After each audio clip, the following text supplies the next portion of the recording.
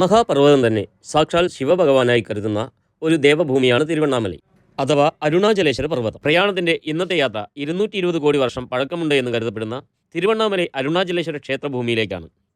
വീഡിയോയിലേക്ക് കടക്കുന്നതിന് മുൻപ് ഈ ചാനൽ സബ്സ്ക്രൈബ് ചെയ്യാത്ത കൂട്ടുകാർ സബ്സ്ക്രൈബ് ചെയ്യുക.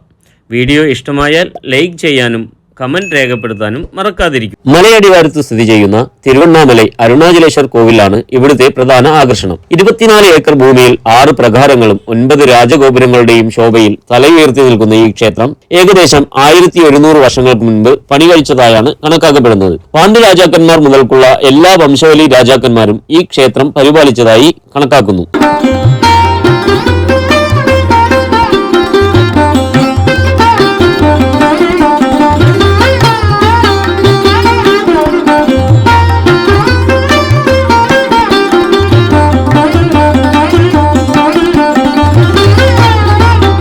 എല്ലായിടത്തും മലയ്ക്ക് മുകളിൽ ഒരു ക്ഷേത്രം നിർമ്മിക്കലാണ് പതിവ്. എന്നാൽ ഇവിടെ ഒരു മലയെ തന്നെ ഈശ്വര സങ്കല്പമായാണ് പൂജിച്ചു വരുന്നത്. മുക്തി തേടിയെത്തുന്ന മനുഷ്യർക്ക് ഈ സ്ഥലം ഒരു ദേവഭൂമിയാണ്. സ്വയം ഒരു അഗ്നിജ്വാലയായി സ്ഫുരിക്കുന്ന ശിവപെരുമാൾ ആണ് ഇവിടുത്തെ ദേവത. ശിവഭഗവാനെ അരുണാചലേശ്വരനായും ശ്രീ പാർവതി ദേവിയെ ഉണ്ണാമലൈ അമ്മനുമായാണ് ഈ ക്ഷേത്രത്തിൽ ആരാധിക്കുന്നത്. നമ്മൾ ഈ ദേവതകളെ മനസ്സിൽ സ്മരിച്ചാൽ മാത്രം മതി അനുഗ്രഹം ചൊരിയും എന്നാണ് ഇവിടുത്തെ വിശ്വാസം.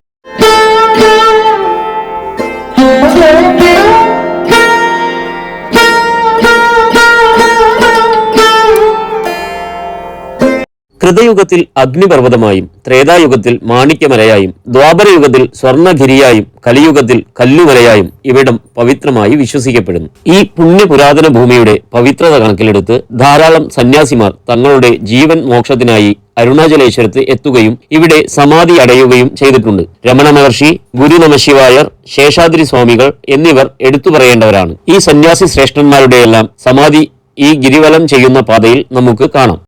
ഈ ക്ഷേത്രത്തിനു ചുറ്റുമുള്ള ഗിരിവലം ഏറെ പ്രത്യേകതയുള്ള ഒന്നാണ്. നഗ്നപാതരായി ഗിരിവലം ചെയ്യുന്നവർക്ക് സർവ്വപാപങ്ങളിൽ നിന്നും മോചനം ലഭിക്കുകയും സ്വർഗപ്രാപ്തി ഉണ്ടാവുകയും ചെയ്യും എന്ന ഒരു വിശ്വാസവും ഇവിടെ ഉണ്ട്. 14 കിലോമീറ്റർ ദൂരമുള്ള ഈ ഗിരിവലത്തിനിടയിൽ അഷ്ടലിംഗ ദർശനവും കൂടാതെ ധാരാളം സന്യാസി ശ്രേഷ്ഠന്മാരുടെ ആശ്രമങ്ങളും നമുക്ക് കാണാൻ സാധിക്കും. സൂര്യാസ്തമയ സമയമാണ് ഗിരിവലം ചെയ്യുന്നതിന് ഉത്തമമായി കണക്കാക്കുന്നത്.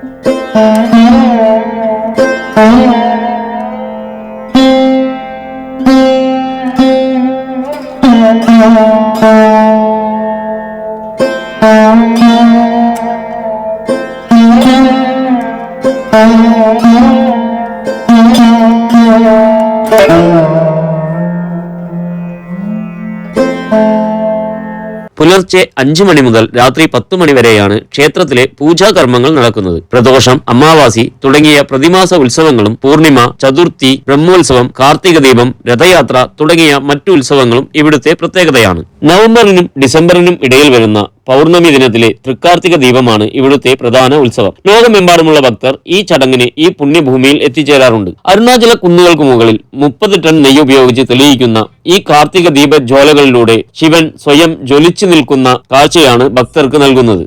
ശംഭോ ശംഭോ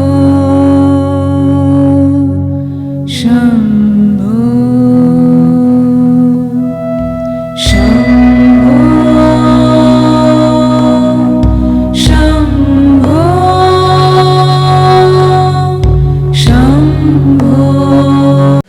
17-ാം വയസ്സിൽ കേട്ടറിവിൽ നിന്നും തന്റെ ഉള്ളിലേക്ക് ആഴ്ന്നിറങ്ങിയ അരുണാചലത്തെ തേടിയിറങ്ങിയ വെങ്കിട്ടരമണൻ യാതനകളും വേദനകളും താണ്ടി ചെന്നെത്തിയത് കലിയുഗത്തിന്റെ മുക്തിമാർഗമായ അരുണാചല കുന്നിൻ ചെരുവിലായിരുന്നു. മന്ത്രങ്ങൾക്കുമപ്പുറം മൗനത്തിന്റെ ഭാഷ കൊണ്ട് അവിടം കീഴടക്കിയ ആ ബാലൻ പിന്നീട് രമണ മഹർഷി എന്ന പദത്തിലേക്ക് ഉയരുകയും ക്ഷേത്രത്തിന്റെ ഗർഭഗൃഹത്തിൽ തന്നെ സമാധി സ്ഥിതി കൈവരിക്കുകയും ചെയ്തു. സ്വന്തം ശരീരം പ്രാണികൾക്ക് നൽകി ആത്മാവിനെ മുക്തിമാർഗത്തിലേക്ക് ആനയിച്ച ആ മഹാഋഷിവരന്റെ പാത പിന്തുടർന്ന് ഇന്നും അനേകായിരങ്ങൾ ആത്മസമർപ്പണത്തിന്റെ മുക്തിമാർഗം തേടി ഈ കുന്നിൻ ചെരുവുകളിൽ കാലം തള്ളി നീക്കി കഴിയുന്നു. ആധ്യാത്മികതയുടെ മകുടം ചൂടിയ ഈ മലനിരകളും അരുണാചലേശ്വരന്റെ അനുഗ്രഹം ചൊരിയുന്ന താഴ്വാരത്തിലെ ഈ ക്ഷേത്രഭൂമിയും മുക്തിയുടെ മൂല്യം പകരുന്ന രമണ മഹർഷിയുടെ സമാധിയുമെല്ലാം ഓരോ ഭാരതീയന്റെയും അഭിമാന സ്തംഭങ്ങളായി ഇവിടെ നിലകൊള്ളുന്നു. എന്നത്തെയും പോലെ ഈ വീഡിയോയും വിശേഷങ്ങളും നിങ്ങൾക്ക് ഇഷ്ടമായി കാണുമെന്ന് വിചാരിക്കുന്നു. വീണ്ടും ഒരു പുതിയ യാത്രാവിശേഷങ്ങളുമായി കാണാമെന്ന ഉറപ്പോടെ പ്രയാണത്തിൻ്റെ ഈ വീഡിയോ ഇവിടെ നിർത്തട്ടെ.